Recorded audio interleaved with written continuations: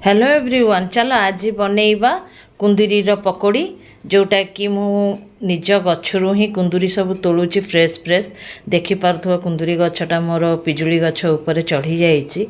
तो आज एकदम कुंदुरी फ्रेश तोलिकी तुमको पकोड़ी बनैकी देखैबी।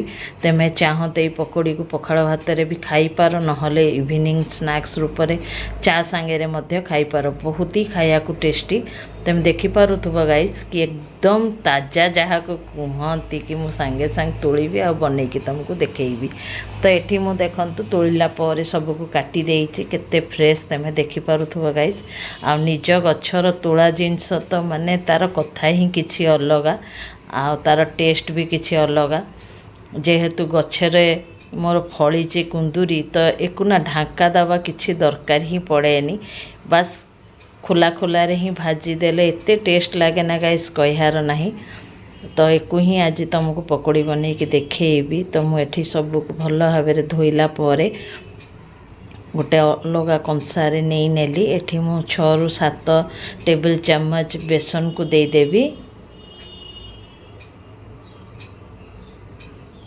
बेसन देला परे एठी मु 3 टीस्पून खंडे चाउल गुंड को देदेवी। ताहले कौन हम ना माने बहुत क्रिस्पी हम, ऊपर क्रिस्पी हम और भीतर कुंदुरीटा तो नरम रहिबो ही, खाया को बहुत ही टेस्टी लागिबो। तो ये सब को नेला परे मु एठी लंका गुंड को नहीं नौचे। एटा लंका गुंड नुह, एटा मिक्स मसला गोटे जो कि जीरा धनिया सुखिला लंकार मात्राटा टिके बेसी थाए। तापरे ड्राए रसुण जोटा कि खड़गपुर मसला रूप में बिक्री हुए बाहर, से ही मसलाटा को ही यूज करूँ। जेते राग पके आवश्यकता नहीं, कारण ये मसलाटा ही बहुत राग। तो 1/2 टीस्पून हलदी को नेला परे मु गोटा जीरा को नहीं गली टिकेना को हाथ में घसिकी जीरा को नहीं गली आ एक भल भाव एथरक स्वाद अनुसार लुण को देकर गुड़े नवा। 1/2 टीस्पून खंडे कला जीरा को नहीं गली। कला जीरार बास्ना ए बहुत बढ़िया आसे। कला जीरा को निहाती पकेब, स्किप करबनी। जीरा आ कला जीरार बास्ना एते बढ़िया आसे ना पकोड़ी रे कहियार नहीं। स्वाद अनुसार नेला पर एक ड्राए रे ही भल भाव हाथ में चकटी गुड़े नेबी, जो कि पूरा जो पाउडर मसला उसला जहाँ भी देइछि तो सब भल भाव मिसी जीवा और जना भी पड़ जीवा आमको केते पानी देले घोलटा भल भाव हो। गोटे सेमी थिक वाला बेटर बनैया एक हाथ में भल भाव गुड़ैला अल्प अल्प पानी देकर मुझे भल भाव मिसई नौची। एतिरे कौन सोढ़ा उढ़ा पकेयानी,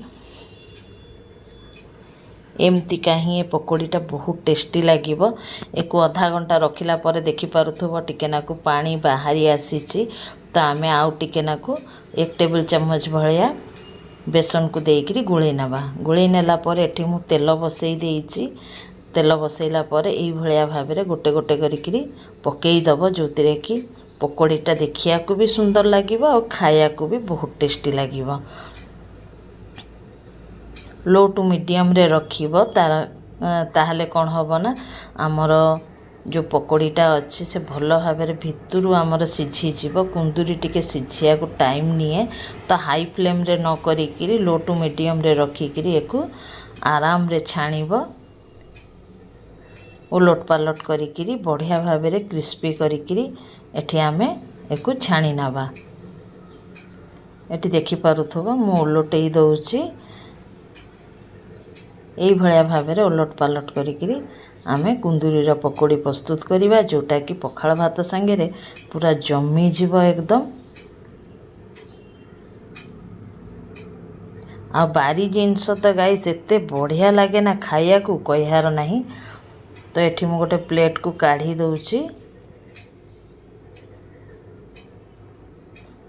यही भाया भाव में आमे सबू कुंदुरी को छाणी नबा। पिला माने तो एमती कहीं अनेक बसचंती केमता छणा हवा प्लेट धरिकी दौड़िकी पलैबे बोलिकी। तो चलो आउ गोटे बेच भी आमे छाणी पकेइबा। छाणिला पर मु तुमको प्लेटिंग करके देखई दूची एठी देखंतु प्लेटिंग करी सारी डेरी करिविनी प्लेटिंग करिया को कारण नबा पे कि तैयार अछंती केते बढ़िया क्रिस्पी हेकि छाणी हेची देखि पारुथबो जदि वीडियोटा देखि तुमको भलो लागिवो गाइस तो लाइक कमेंट शेयर करिवो आ जेते भी नुआ सांग माने देखुसंती ए जाय के सब्सक्राइब करि नाहंती सब्सक्राइब करी के बेल आइकन को दबे की नोटिफिकेशन ऑल कर दबो ताहाले मु जहाँ भी वीडियो अपलोड करी तुम पाखु संगे संगे पहुँच जीव। चलो गाइस फिर मिसिबा नेक्स्ट वीडियो रे। Bye bye, take care, be safe guys and Jai Jagannath. Thanks for watching.